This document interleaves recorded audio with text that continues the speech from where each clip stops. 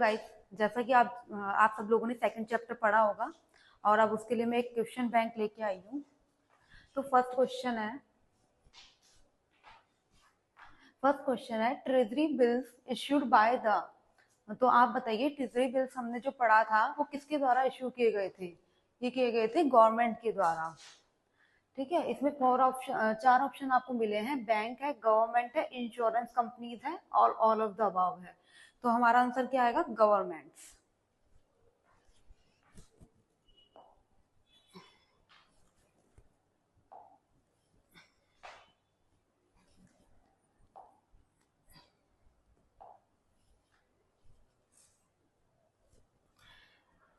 Next जो question है वो है एक close ended mutual fund schemes allows investors to purchase unit from the fund and subsequently sell those units back to the fund at any time. तो आप बताइए, हमने म्यूचुअल फंड के अंदर दो चीज पढ़ी थी, एक क्लोज एंडेड, एक ओपन एंडेड। तो ओपन एंडेड में तो क्या था कि किसी भी टाइम हो सकता था, मतलब मैच्योरिटी से पहले भी हम उनको सेल कर सकते थे।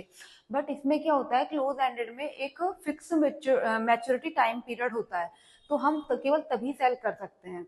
तो इस अकॉर्डिंग इसका आंसर क्या आएगा कि क्लोज एंडेड म्यूचुअल फंड। तो ये कह रहा है क्लोज एंडेड म्यूचुअल फंड जो होते हैं वो कभी भी यूनिट्स को परचेज कर लेते हैं और कभी भी सब्सिक्वेंटली सेल कर देते हैं, तो एट एनी टाइम। तो ये बात गलत हो गई है, क्योंकि ये किसके लिए है? ओपन एंडेड के लिए। नेक्स्ट क्वेश्चन हम देखते हैं, the major uses of indices are.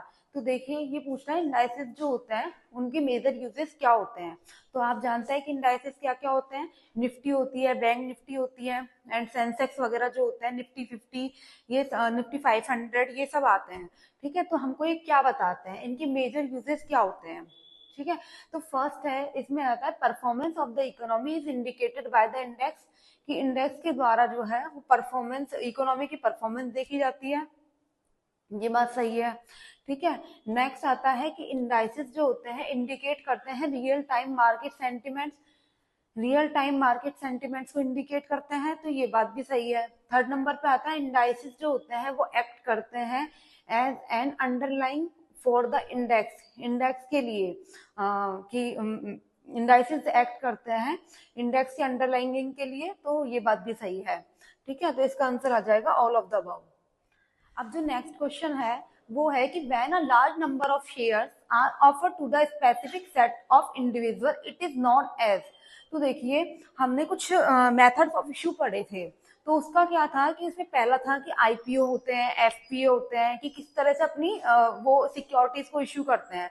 ठीक है, तो आईपीओ के जरिए, एफपीओ के जरिए, private placement, bonus issues and right issues, बहुत सारे थे। तो उसमें से हमने एक और पढ़ा था कि जब बहुत लार्ज नंबर्स ऑफ शेयर्स, बहुत बड़ी संख्या में जो शेयर्स हैं वो एक स्पेसिफिक सेट ऑफ इंडिविजुअल्स को ही दिए जाते हैं, और कंपनी एक्ट के तहत अगर हम उनकी संख्या देखें तो 50 के अप्रॉक्स मानी जाती है।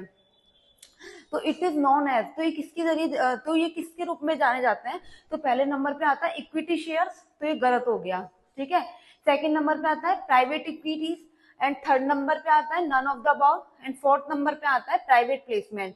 तो इसका आ जाएगा प्राइवेट प्लेसमेंट।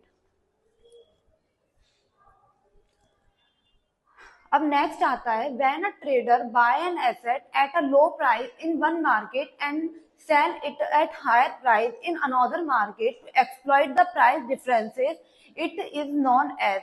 तो देखिए, डायरेक्ट जो क्वेश्चन हमसे बोल रहा है वो कह रहा है कि जब एक ट्रेडर जो होता है एक मार्केट से लोअर प्राइस पे कोई एसेट खरीदता है और उसे दूसरे मार्केट में हायर प्राइस पे बेच देता है, तो इस जो प्राइस डिफरेंस रहता है, मतलब तो इसको किस नाम से जाना जाता है?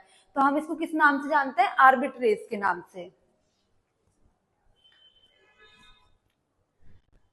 नेक्स्ट आता है what is the process of converting securities held in physical form into electronic form. हमने दो चीज पढ़ी थी, एक होता है डीमेटेरियलाइजेशन और एक होता है रीमेटेरियलाइजेशन। तो डीमेटेरियलाइजेशन में क्या होता है, जैसा कि नाम से ही पता लग रहा है कि dematerialisation it means to like physical form से हमको इलेक्ट्रॉनिक फॉर्म में चीजों को चेंज करना होता है। ठीक है, तो एंड यहाँ पर जो कह रहे हैं कि physical form to electronic form, इसका मतलब हो जाएगा कि इसका मतलब वही है कि डीमेटेरियलाइजेशन हो रहा है चीजों का, मतलब फिजिकल फॉर्म से चीजें इलेक्ट्रॉनिक फॉर्म में आ रही है। तो आई थिंक फर्स्ट ऑप्शन ही बिल्कुल सही लग रहा है। एंड रीमेटेरियलाइजेशन का आप मतलब समझ रहे हैं कि इलेक्ट्रॉनिक चीजों को फिजिकल फॉर्म में लेके आना, तो उसको क्या कहेंगे, रीमेटेरियलाइजेशन।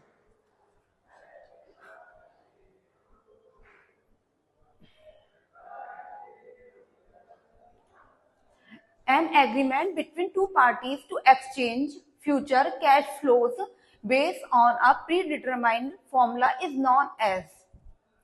तो देखिए हमने काफी सारी चीजें पढ़ी थी, ऑप्शंस, कॉन्ट्रैक्ट, स्वैप्स।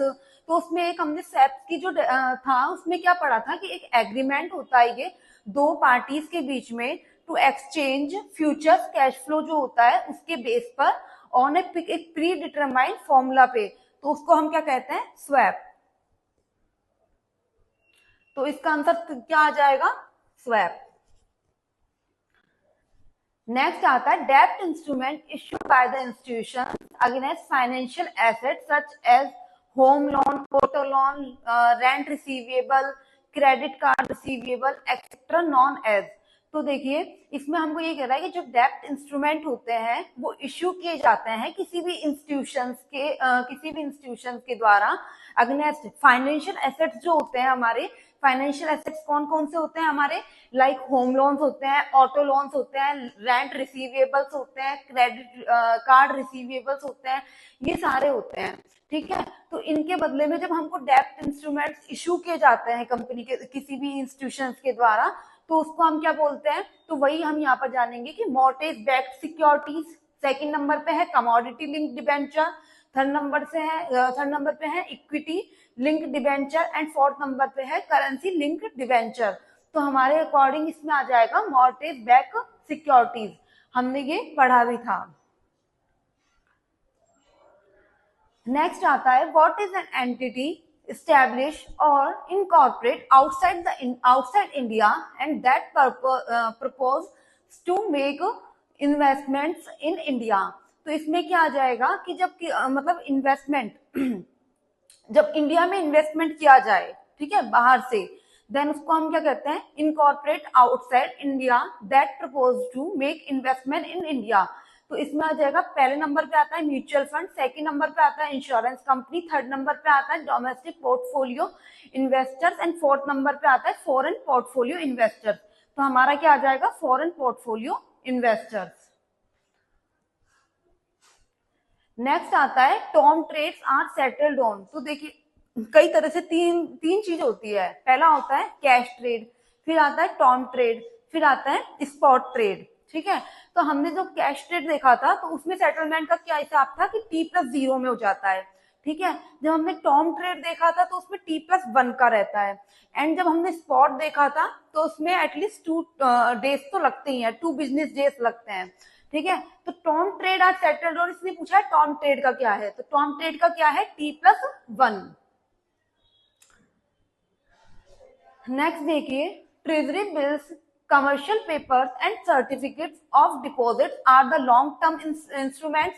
तो ये हो गया है हमारा, एंड इसमें ट्रू एंड फॉल्स बताने हैं आपको। तो बताओ, हमने ये पढ़ा भी था कि treasury bills, commercial papers and certificates of the deposit ये क्या होते हैं, सारे शॉर्ट टर्म डेप्ट होते हैं। ठीक है, अब इसमें लिखा हुआ है लॉन्ग टर्म डेप्ट, तो ये क्या हो गया, गलत हो गया, अपना आंसर आएगा फॉल्स।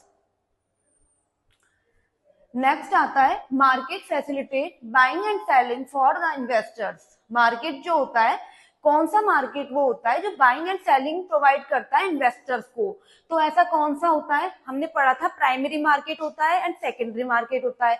प्राइमरी मार्केट तो वो होता है जिसमें फर्स्ट टाइम सिक्योरिटीज कंपनी के द्वारा इश्यूज की जाती है, फ्रेश जो होती है, बिल्कुल फ्रेश सिक्योरिटीज इश्यू की जाती है, तो वहां पर तो प्राइमरी मार्केट आता है। एंड सेकेंडरी मार्केट जो होता है उसमें से क्या होता है, इन्वेस्टर्स पहले से ही प्रेजेंट होते हैं बाय और सेलिंग के पर्पज से, एंड इसमें लिक्विडिटी भी, हमको लिक्विडिटी भी प्रोवाइड करता है। ठीक है, तो जो है पहले से जो सिक्योरिटी होती है उन्हीं पे ही ट्रेडिंग होती है, मतलब उन्हीं पे ही काम होता है। तो इस तरह का जो होगा वो क्या होगा, सेकेंडरी। इसमें लिखा हुआ है नाइदर प्राइमरी और सेकेंडरी, तो ये बात हो गई गलत। नेक्स्ट आता है प्राइमरी एंड सेकेंडरी, तो ये बात भी सही नहीं है क्योंकि दोनों ही अलग अलग है। थर्ड नंबर पे आता है सेकेंडरी एंड फोर्थ नंबर पे आता है प्राइमरी, तो हमारा आंसर आ जाएगा सेकेंडरी। नेक्स्ट आता है in the right issue shares are offered to existing share holders at a price, current market price. तो देखिए in the right issue shares are offered to the existing, देखो जब right issues किए जाते हैं, shares जो होते हैं राइट इश्यूज शेयर जो ऑफर किए जाते हैं, किसको किए जाते हैं? सबसे फर्स्ट ऑफ ऑल तो जो कंपनी के पहले से ही एग्जिस्टिंग शेयर होल्डर्स होते हैं, राइट इश्यूज उन्हीं को ही करते हैं। कि हम कहते हैं उसमें ये रहता है कि जो कंपनी जो सोचती है कि जो मेरे पहले से एग्जिस्टिंग शेयर होल्डर है, क्यों ना मैं उन्हीं को ही अपने शेयर उन्हीं को ही पूछ लूं, एक बार मार्केट में पूछने से अच्छा पहले उन्हीं को पूछ लूं एट अ प्राइस। तो उन्हें क्या करता है, उन्हें वो जो है कुछ कम प्राइस पे, यानी कि जो एक्चुअल करंट मार्केट प्राइस होती है उससे नीचे, उससे कम प्राइस पे ऑफर किया जाता है। तो पहला ऑप्शन है बिलो, सेकंड नंबर पे आता है ऑप्शन में अबव, थर्ड नंबर पे आता है इक्वल एंड फोर्थ नंबर पे आता है एनी ऑफ द ऑप्शन। तो आंसर आएगा बिलो। नेक्स्ट आता है how are exchange traded fund comparable to other investment choice available to investors.